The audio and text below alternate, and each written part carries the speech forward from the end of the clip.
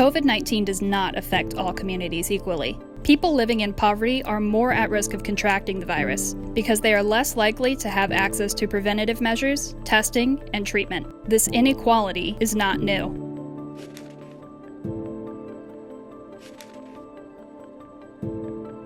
Low-income communities have fared worse in just about every health crisis, from swine flu to cholera to HIV. Like COVID-19, HIV rapidly spread across the world before treatments became available. In the 40 years since HIV became a known threat, the epidemic has highlighted the importance of equitable healthcare across the world and called attention to the weaknesses of global healthcare systems. There are 3 lessons learned throughout the HIV epidemic that we must remember in tackling COVID-19.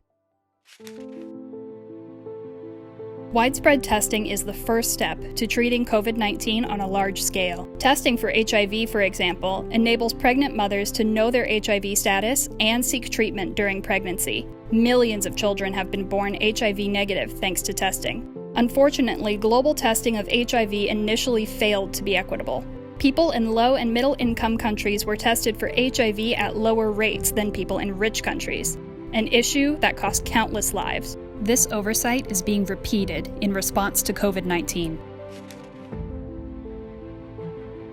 Even though there is no vaccine, HIV is no longer a death sentence thanks to testing, affordable medicines, and treatments like antiretroviral therapies. Preventative medicines like PrEP are also making a difference. In 2001, HIV drugs became available in a cheaper, generic form, which encouraged pharmaceutical companies to lower their prices as well. As a result, people of all socioeconomic backgrounds could afford to treat their HIV. This emphasis on affordable medicines and effective prevention must be applied to COVID-19 treatments, alongside the effort to develop a vaccine.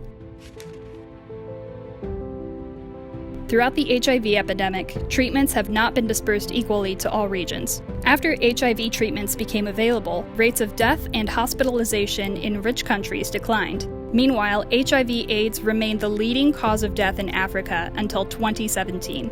This pattern must not be repeated. The tests and treatments being developed to tackle COVID-19 need to be available to everyone, especially the most vulnerable. But to develop and distribute treatments equitably, new funding is needed, and the global health organizations leading the work require support. Let's call on governments to learn from the past and work now to put a stop to COVID-19 for everyone. Because none of us are safe unless everyone is safe.